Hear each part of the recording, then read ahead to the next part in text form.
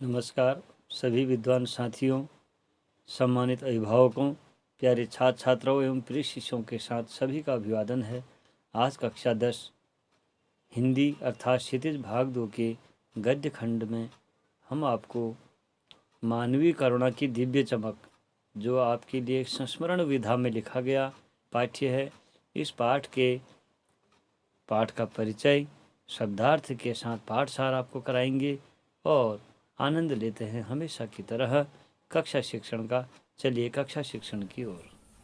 नमस्कार। अब हम अपनी श्रृंखला में सर्वेश्वर दयाल सक्सेना जी का जीवन परिचय आपने प्राप्त कर लिया है।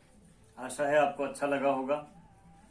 अब जो है इनके द्वारा रचित जो कक्षा 10 के लिए पाठ्यक्रम में दिया गया है वो एक संस्मरण है। जिस प्रकार कहानी विधा होती है, उपन्यास होते हैं, रेखाचित्र होता है, उसी प्रकार संस्मरण भी हिंदी साहित्य की एक विधा है, जिसमें स्मृतियों पर आधारित किसी महापुरुष महान व्यक्ति के स्मृतियों को याद करके उनके जीवन के बारे में लिखा जाता है। उसको कहते हैं स्मृति। और इसमें यह आवश्यक है कि लेखक उनसे मिला होना चाहिए, अर्थात उनकी भेंट भी हुई होनी चाहिए। ये इसमें एक आवश्यकता मानी जाती है। और वैसे स्मृति तो स्मृति है, जब हमने किसी को देखा होगा तभी याद भी आएगी, ये स्वाभाविक भी है। तो अब चलते हैं आज हम मानवीय करुणा की दिव्य चमक, मानवीय करुणा की दिव्य चमक सर्वेश्वर दयाल सक्सेना 1927 से 1983 आपका जीवन काल रहा है। पहले हम पाठ का परिचय करते हैं। पाठ परिचय के रूप में जैसा कि मैं आपको बता चुका हूं, संस्मरण स्मृतियों से बनता है और स्मृतियों की विश्वसनीयता उसे महत्वपूर्ण बनाती है। अर्थात संस्मरण कोई भी हो, हमने पहले भी आपको समझा दिया है कि इसमें विश्वसनीयता था, उससे मिला होना चाहिए, लगना चाहिए कि यह सत्य घटना पर आधारित है, तो विश्वसनीयता उसे महत्वपूर्ण बनाती है। फादर कामिल बुल्के पर लिखा सर्वेश्वर का यह संस्मरण इस कसौटी पर खरा उतरता है। अर्थात फादर बुल्के पर जो उन्होंने जीवन वृत्त लिखा है, संस्मरण लिखा है, याद लिखी हुई है, वो जो है इस कसौटी पर खरा उतरता है। अपने को भारतीय कहने वाले फादर बुल्के जन्मे तो बेल्जियम यूरोप के रेम्स चैपल में है, लेकिन रेम्स चैपल शहर में जो गिरजों, पादरियों, धर्म गुरुओं और संतों की भूमि कही जाती है, रेम्स चैपल, परंतु उन्होंने अपनी कर्मभूमि बनाया भारत को। रेम्स चैपल जैसे संत महात्माओं, धर्म गुरुओं, पादरियों के जन्म स्थान को छोड़ करके वो भारत में आए और भारत को अपना कर्म स्थान बनाया। तो कर्मस्थली भारत को बनाया उन्होंने। फादर बुल्के एक सन्यासी थे, अर्थात सन्यास, जिसने सब कुछ त्याग दिया हो उसको सन्यासी कहते हैं, परंतु पारंपरिक अर्थ में नहीं। अर्थात पारंपरिक अर्थ में मतलब जैसे कोई गेरुए कपड़े पहन लेता है, दाढ़ी रख लेता है, चिमटा पकड़ लेता है या कुछ और कर लेता है, सब कुछ छोड़ देता है, त्याग कर देता है, सब कुछ नहीं, वह अपने ही बारे में सोचता है, केवल मुझे खाना मिल जाए। कोई फलाहारी बनता है, कोई संतुष्टाहारी, कोई क्या हारी, कोई क्या हारी। और देखते हैं उनके पास बढ़िया बढ़िया आलीशान मकान है, भवन है, मठ और मंदिर के नाम पर शानदार उनका लाइव प्रसारण भी होता है और उनके पास अपनी व्यवस्थाएं भी होती हैं। वो सन्यासी नहीं। जो पारंपरिक अर्थ यही हुआ। आजकल पारंपरिक अर्थ भी बदल चुका है। ये जो है भी ये पारंपरिक अर्थ नहीं है, लेकिन ये भी पारंपरिक अर्थ नहीं आ जाएगा जो हम आजकल देख रहे हैं, उसका वो बदल चुका है स्वरूप। तो उस अर्थ में नहीं, बल्कि सर्वेश्वर दयाल जो हैं अंतरंग संबंधों वाले व्यक्ति थे। तब यहाँ पर जो है सर्वेश्वर दयाल को एक साधारण सन्यासी नहीं माना गया है जैसे सन्यासी लोग होते हैं। सर्वेश्वर का फादर बुल्के से अंतरंग संबंध था। ये जिसके साथ रिश्ता बनाते थे तो निभाते थे वो, जिसकी झलक हमें इस संस्मरण में मिलती है। इस संस्मरण को हम अभी समझेंगे, वहां पर इसको, इस सन्यासी पन्ने को, उनके अथवा उनके जो अंदर का सन्यास है वो इसमें स्पष्ट दिखाई देगा। लेखक का मानना है कि जब तक राम कथा है, अर्थात राम कथा उत्पत्ति एवं विकास इन्होंने लिखा हुआ है, पीएचडी की है, तो इसलिए कह रहे हैं कि जब तक राम कथा है, इस विदेशी भारतीय साधु को, अर्थात जो विदेश में रह करके भी भारतीय रहे, मन आत्मा से, कर्म से, मनसा वाचा कर्मणा और आत्मा से जो भारतीय रहे, इस साधु को याद किया जाएगा तथा उन्हें हिंदी भाषा और बोलियों के अगाध प्रेम के का जो है उदाहरण माना जाएगा। अगाध प्रेम के लिए उनको याद किया जाएगा। अब देखिए, हमने कुछ ये अलग से काले कर रखे हैं। संस्मरण, जिसका मैं आपको बता चुका हूँ, संस्मरण किसे कहते हैं? स्मृतियों से बनता है, स्मृतियों की विश्वसनीयता उसे महत्वपूर्ण बनाती है। फिर फादर कामिल बुल्की, इसलिए काला कर रखा है, आपके पाठ में फादर कामिल बुल्की का ही जीवन वृत्त है, पूरा उनका ही संस्मरण किया गया है। सर दयाल सक्सेना जी ने लिखा है संस्मरण विधा में। और बेल्जियम, यूरोप में इनका जन्म हुआ है, रेम्स चैपल में, जो शहर जो है गिरजों, पादरियों और धर्मगुरुओं तथा संतों की भूमि कहलाती है। और इसी प्रकार यहाँ पर इन्होंने कर्म भूमि बनाया भारत को। भारत को काला करने का अर्थ, यहाँ पर रंग करने का अर्थ यह है, काला नहीं रंग करने का अर्थ। सभी लोग अर्थ का अनर्थ भी कर देते हैं, ये इसके लिए मैं क्षमा मांगता हूँ अगर किसी को इसमें ऐतराज होगा तो। मैं ये नहीं कहना चाह रहा हूँ। अर्थात कर्म भूमि भारत को बना है, भारत को मैंने रंग कर रखा है, फिर डार्क कर रखा है, गोल्ड कर रखा है। तो भारत कहने का मतलब यह है कि रहे, जन्मे वहां और कार्य किया यहाँ, कर्मस्थली बनाई भारत को।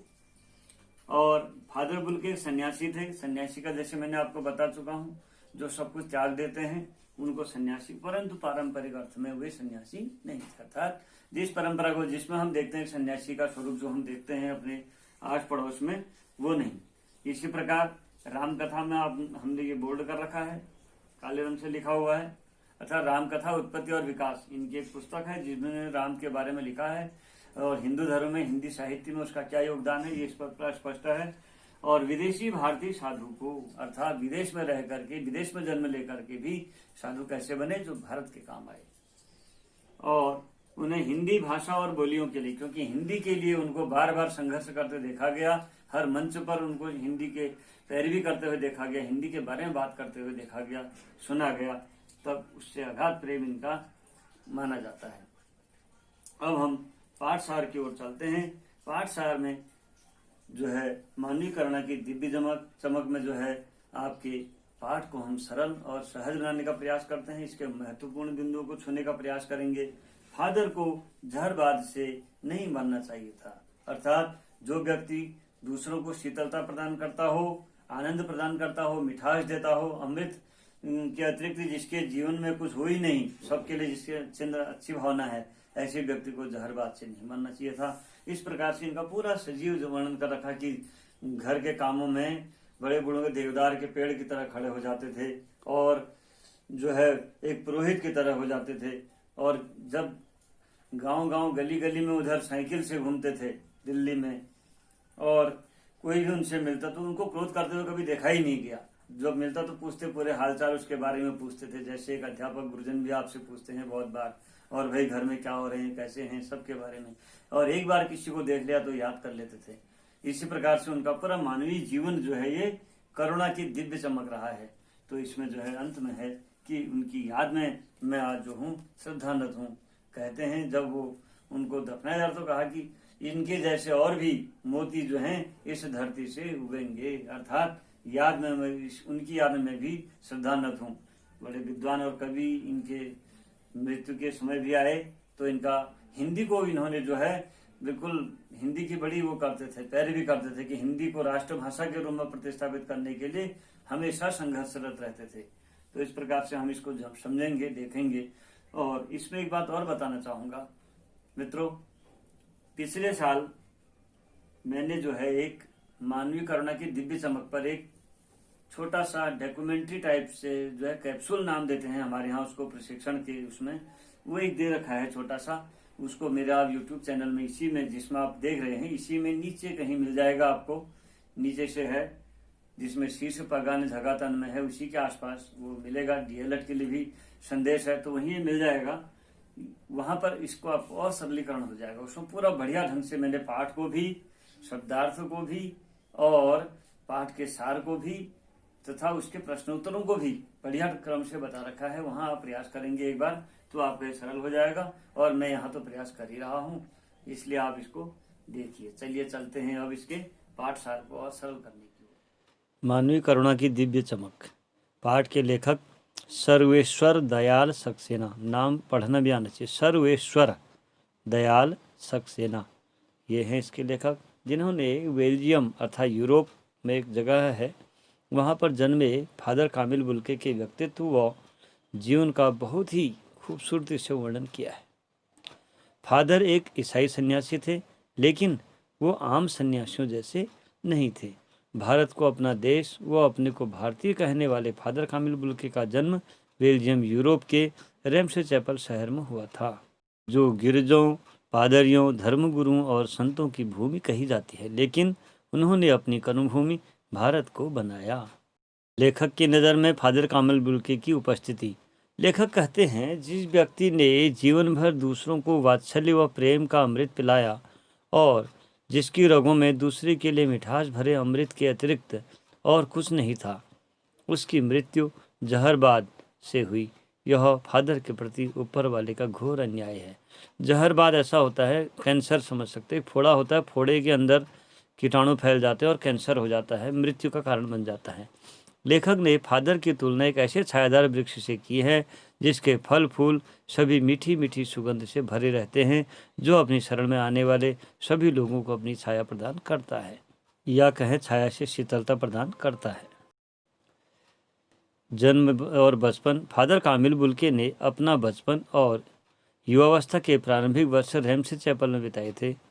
फादर बुल्के के पिता व्यवसायी थे, जबकि एक भाई पादरी था और एक भाई परिवार के साथ रहकर काम करता था।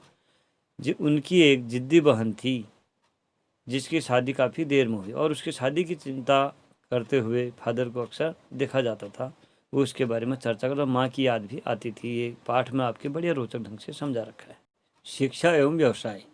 फादर कामिल बुल्के ने इंजीनियरिंग के अंतिम वर्ष की पढ़ाई छोड़कर विधिवत संन्यास धारण किया। उन्होंने संन्यास धारण करते समय भारत जाने की शर्त रखी थी, जो मान ली गई। दरअसल फादर भारत और भारतीय संस्कृति से बहुत अधिक प्रभावित थे, इसलिए उन्होंने पादरी बनते वक्त यह शर्त रखी। वक्त माने समय। और पादरी जब कोई बनता है तो वो अपनी एक शर्त रख, अपनी इच्छा रख सकता है दीक्षा लेते समय कि मैं ये करना चाहूँगा, मेरी ये शर्त है। तो उन्होंने भी ये शर्त रखी कि मैं भारत भूमि में कोई ही अपना कर्म क्षेत्र बनाना चाहता हूँ। अब फादर का भारत में जीवन। फादर बुल्के अपनी माँ को बहुत प्यार करते थे। वह अक्सर उनको याद करते थे। उनकी माँ उन्हें पत्र लिखा करती थी या लिखती रहती थी, जिसके बारे में वह अपने दोस्त डॉक्टर रघुवंश को बताते थे। भारत में आकर उन्होंने जीसेट संघ में 2 साल तक पादरियों के बीच रहकर धर्माचार की पढ़ाई की। भारतीय शिक्षा एवं संस्कृति। और फिर 9-10 वर्ष दार्जिलिंग में रहकर पढ़ाई की। उसके बाद उन्होंने कोलकाता, जिसको कलकत्ता कहते थे, से बीए और इलाहाबाद से हिंदी में एमए की डिग्री हासिल की। और इसी के साथ ही उन्होंने प्रयाग विश्वविद्यालय के हिंदी विभाग से सन 1950 में रामकथा उत्पत्ति और विकास या रामकथा उत्पत्ति एवं विकास विषय में शोध भी किया, पीएचडी प्राप्त की। फादर बुल्के ने मातरलिंग के प्रसिद्ध नाटक ब्लू बर्ड का हिंदी में अनुवाद किया। ब्लू बर्ड को नीलपंछी नाम से उन्होंने अनुवाद किया। ये उनका अनुदित कार्य है। अब उनका कार्य व्यवसाय, उपलब्धि, हिंदी के प्रति प्रेम, इसको बताते हैं।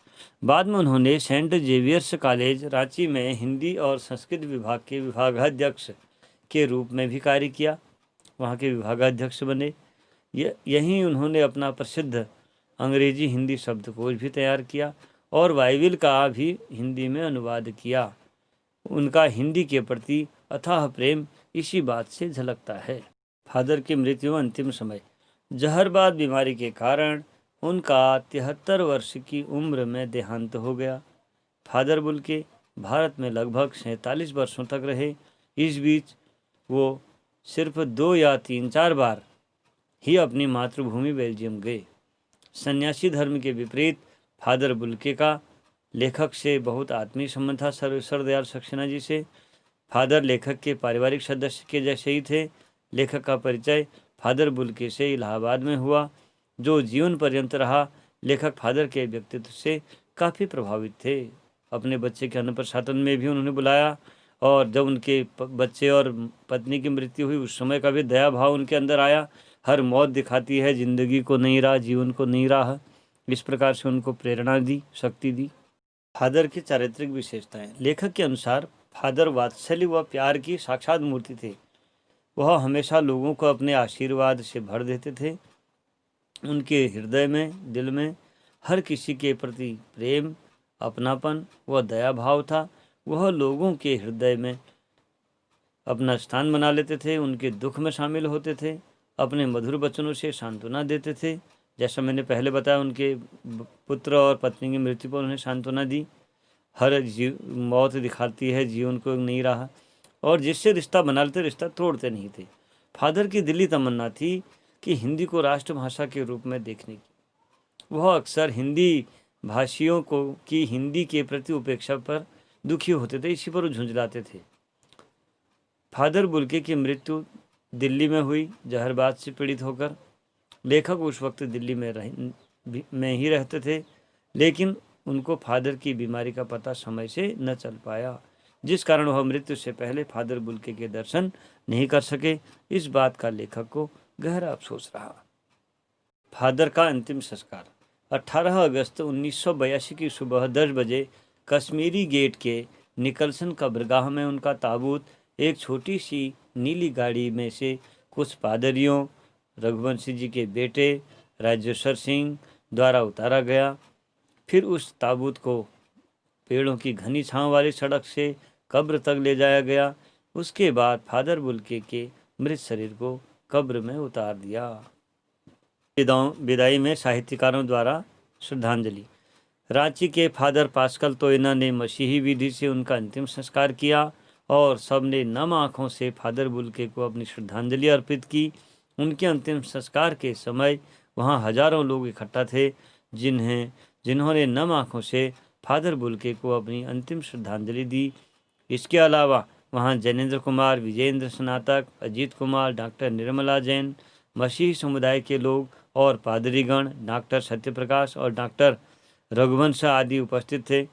गैरिक वस्त्र पहने हुए डॉक्टर सत्यप्रकाश और भी काफ़ी लोग थे। अर्थात नम आँखों को गिनना शाही फैलाने जैसा होगा, ये कहा गया।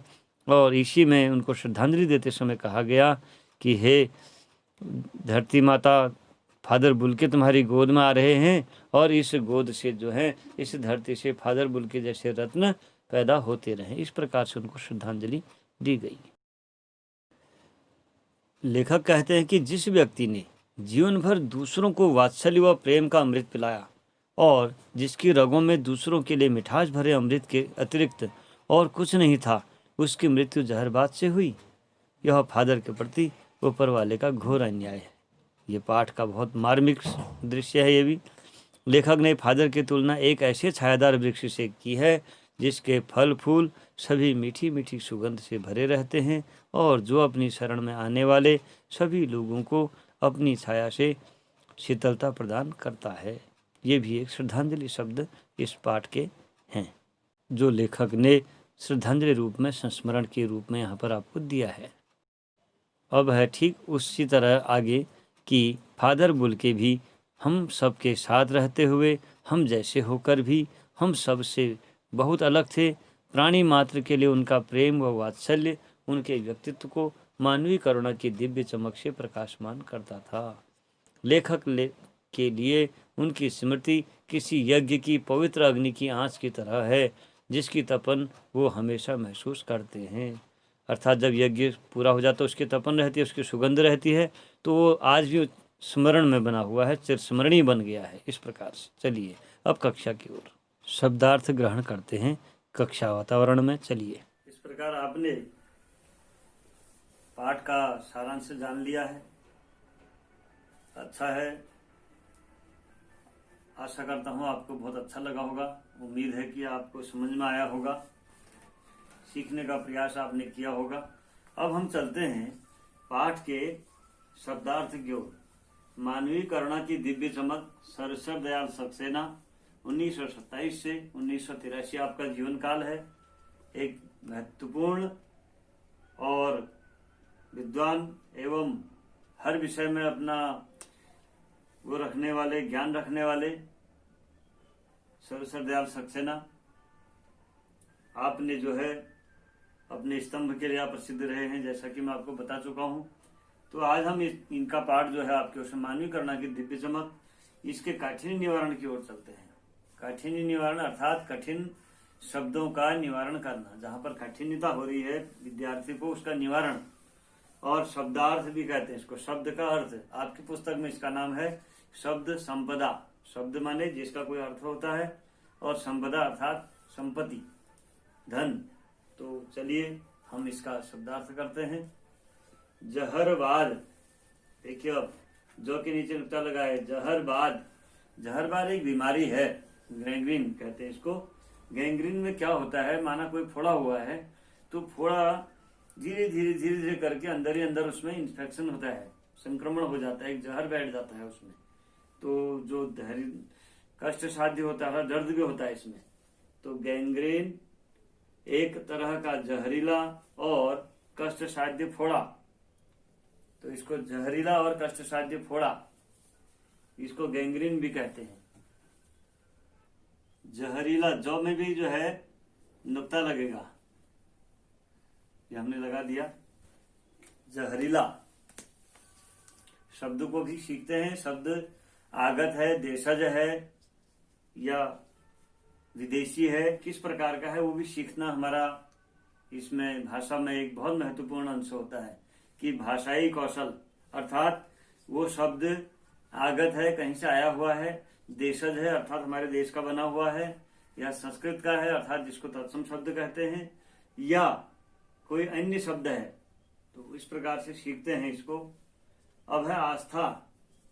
आस्था का अर्थ होता है किसी के ऊपर विश्वास रखना, अर्थात श्रद्धा भी कहते हैं उसको, श्रद्धा या विश्वास। अर्थात किसी के प्रति अपना एक भाव बनाना, सकारात्मक भाव बनाना, उसको आस्था भी कहते हैं। जैसे परमेश्वर के प्रति, अपने गुरु के प्रति, अपने पिता के प्रति जो विश्वास होता है, जो एक हमारा संबल होता है, जो एक सकारात्मक भाव होता है, उसको आस्था कहा जाता है। फिर है देहरी। देहरी माने दहलीज। देहरी का अर्थ होता है दहलीज, अर्थात जहां पर अंदर जाने का, बाहर आने का, अर्थात किसी एक अवस्था से दूसरी अवस्था में जाने का जो बीच का टर्निंग पॉइंट होता है, उसको दहलीज कहते हैं। और जैसे हमारे घर में होती है दहलीज, अंदर और बाहर जाने का बीच का चौखट। तो इस प्रकार किसी भी अवस्था में, किसी भी कार्य क्षेत्र में या कहीं पर भी एक स्थिति से दूसरी स्थिति में जाने का जो बीच का रेखा होगी, बीच की स्थिति होगी, उसको कहेंगे दहलीज। जैसे बाल्यावस्था से किशोरावस्था में जाने की दहलीज, अर्थात 12वीं साल, जब आप 12 वर्ष के हो जाते हैं तो आप बाल्यावस्था से किशोरावस्था की दहलीज पर खड़े हैं। और आप किशोरावस्था में तो आप बाल्यावस्था और युवावस्था की दहलीज में हैं, ये बीच की स्थिति। चलिए अब है पादरी। पादरी ईसाई धर्म गुरुओं को कहते हैं। ईसाई धर्म के पुरोहित या आचार्य जो उस धर्म का स्थापन करते हैं, ईसाई धर्म का, और उसका प्रचार प्रसार करते हैं, उसके लिए अपने को समर्पित करते हैं। जैसे हमारे आचार्य जी होते हैं, पंडित जी होते हैं, पुरोहित होते हैं, उनको कहते हैं पादरी। ईसाई धर्म उसको पादरी कहते हैं। आतुर। आतुर माने होता है अधीर या उत्सुक, किसी चीज के प्रति जिज्ञासा प्रकट करते हुए उसको तुरंत जानने की इच्छा रखना, उसको समझने की इच्छा रखना, तुरंत उसको ग्रहण करने की इच्छा रखना, उसको कहते हैं आतुरता। फिर है निर्लिप्त। निधन लिप्त बराबर निर्लिप्त होता है। देखिए अब जो हमारे प्रतियोगी परीक्षाओं की तैयारी कर रहे हैं मित्र, उनके लिए भी उपयोगी है निधन लिप्त। मेरा जो आपका वीडियो है उसका विसर्ग के बारे में, उसमें आपको ये स्पष्ट मिल जाएगा। तो निधन लिप्त, अहो का विसर्ग का रो कब बन जाता है, ऐसी जगह में बनता है, देख लीजिए। निधन लिप्त बराबर निर्लिप्त। तो ये भी सीखने की बातें हैं सब। जो लिप्त न हो, अर्थात जो लिप्त न हो या आसक्ति से रहित। फिर है आवेश। आवेश माने होता है जोश। लबालब। लबालब माने पूरा भरा हुआ, पूर्ण रूप से, जो पूर्ण रूप से हो उसको लबालब कहते हैं। धर्माचार, धर्म का आचार, धर्म धन आचार बराबर धर्माचार, धर्म का आचरण करने वाला या धर्म का पालन या आचरण। फिर है रूपांतरण। रूप का अंतरण अर्थात जो स्थिति थी उसमें थोड़ा बदलाव हो जाता है तो उसको रूपांतरण कहते हैं, या रूपांतर, बदला हुआ रूप। ये किसी वस्तु का, व्यक्ति का या किसी भी चीज का बदला हुआ जो रूप होगा, परिवर्तित जो रूप होगा उसको रूपांतर कहते हैं। रूप में अंतर बराबर रूपांतर। अकाट्य, और माने नहीं, काट्य माने काटा जा सके, जिसको काटा न जा सके वो अकाट्य हुआ। अर्थात यहाँ पर कहने के भाव पर है आपकी किताब में कि वो अकाट्य तर्क रखते थे। ये हिंदी भाषा को राजभाषा बनाने के लिए, राष्ट्रभाषा बनाने के लिए मानवीकरण की दिव्य चमक अर्थात फादर बुल के अकाट्य तर्क रखते थे, ये जिनको काटा न जा सके, जो बात काटी न जा सके, अकाट्य अर्थात तर्कपूर्ण, व्यवस्थित और जिसमें बातों का पूरा लबोलबाब आ जाए, जिसमें बात पूर्ण आ जाए। फिर है विरल। विरल, विरल भी कहते हैं लोग इसको, विरल नहीं, विरल, विरल कम मिलने वाली। विरल माने कम, कम जगह पर, यानी कि कम मिलने वाली, कम प्राप्त होने वाली। फिर है ताबूत, शव या मुर्दा ले जाने का बक्सा, जिसमें शव ले जाते हैं या मुर्दा ले जाते हैं उसको, उस बक्से का नाम ताबूत कहलाता है। करील, झाड़ी के रूप में उगने वाला कंटीला बिना पत्ते का पौधा, करील की झाड़ियां होती हैं। आपने कक्षा 9 में पढ़ा होगा रसखान के उसमें, करील के कुंजन ऊपर वारों, कि मैं करील के कुंजनों को भी अपने ऊपर वारने को तैयार हूं, कहते हैं रसखान भगवान कृष्ण के प्रेम में। तो ये है करील। गैरिक वसन, गैरिक माने होता है गेरुआ, वसन माने कपड़ा। देखिए गैरिक, गैरिक माने गेरुए कलर का, गेरुए रंग का, वसन माने कपड़ा। साधुओं द्वारा धारण किया जाने वाला गेरुआ वस्त्र या धारण किए जाने वाले गेरुए वस्त्र। श्रद्धानत, श्रद्धा से नत अर्थात श्रद्धा भक्ति, जैसे मैंने बताया आपको अभी, आस्था विश्वास श्रद्धा, उसमें नत, नत माने झुका हुआ, नत वैसे का अर्थ होता है वैसे झुका हुआ, अर्थात श्रद्धा में झुका हुआ, अर्थात श्रद्धा भाव रखते हुए, पूज्य भाव रखते हुए। ये हुआ प्रेम और भक्ति युक्त पूज्य भाव जो होता है उसको श्रद्धानत कहते हैं। तो शब्दों को सीखना है हमने। जैसे हुआ, हुआ कहते हैं यहाँ, भरा हुआ, ये शब्दों को सीखना ही बहुत बड़ी वह है महत्ता। व्यक्ति जब तक किसी भी भाषा के शब्दों को शुद्ध उच्चारण नहीं सीखेगा तब तक उस भाषा का ज्ञान नहीं हो सकता। वो भाषा बोलेगा लेकिन वो हास्यास्पद लगेगी, अर्थात उस भाषा को सुनने वाले, जो उसको जानकार है, जो सुन रहा है, उसको लगेगा कि आपका भाषाई कौशल कम है और वो बात कहीं कहीं पर वो बातें हास्यास्पद हो जाती हैं। तो प्यारे बच्चों, प्रिय शिष्यों और मेरे अभिभावक मित्र, विद्वान साथी, सबका मैं जो है अभिनंदन करता हूँ, हार्दिक अभिनंदन करता हूँ कि आप लोगों के द्वारा मेरे इस कार्यक्रम को समझा जा रहा है, आपके काम आ रहा है, मुझे अच्छा लगा। आप इसी प्रकार इस कार्यक्रम से जुड़े रहें, क्योंकि जीवन अब इसी प्रकार का होना है आगे को। अब कुछ नहीं होना है नया, इसी में हमारा नयापन इसी में आना है धीरे धीरे। जो हम सोचे कुछ नया हो जाएगा, एकदम से कुछ हम नया नहीं होगा। नया यही है कि जो हम नया कर रहे हैं काम, बस, अर्थात आप जो कर रहे हैं, मैं जो कर रहा हूँ, समाज जो कर रहा है, हमारी सरकारें जो कर रही हैं, अर्थात जीवन में उपयोगिता ऐसी ही बातों की रहेंगी अब, जो नेटवर्क पर आधारित होंगी, दूर नेटवर्क पर आधारित होंगी, दूर संचार पर आधारित होंगी, दूरदर्शन पर आधारित होंगी, हमारे ज्ञान और हमारे कर्तव्य पर आधारित होंगी। इसी प्रकार से नई टेक्नोलॉजी, नई तकनीक जो होगी उस पर आधारित होगी। इसलिए मेरा निवेदन है कि इसका भरपूर लाभ उठाइए, सीखिए, समझिए। जहां पर नहीं आता है मुझे भी बताइए, मैं भी उसको प्रयास करके उसको ढूंढूंगा उसके अर्थ को, और आपकी संतुष्टि ही मेरा प्रथम ध्येय रहेगा। आप सभी सुखी रहें, निरोग रहें, स्वस्थ रहें। नमस्कार।